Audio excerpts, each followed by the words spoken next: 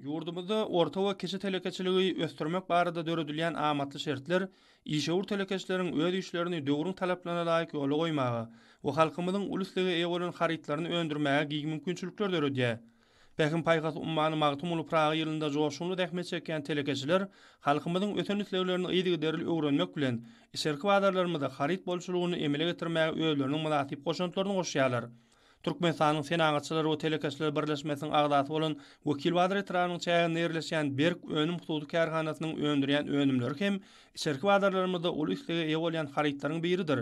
Beýik hududy kärhananyň agdy bir işgärleri kämil tehnologiýaly enzamlarda öndürilen önümlerini tehnologi talaplara dol laýyk derejede durly ölçeklerde öndürip halkymyza el ýeterli bahadan ýetirýärler.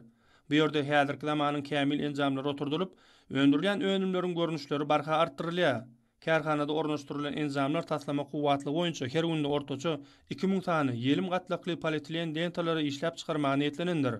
Bu önümler özüniň ýokary hilligi we ekologik tadan araslygy bilen tapawutlanýar. Bu önümler idara kärhanalarynyň ýörüýte sargytlaryna laýykly taýýarlanýar.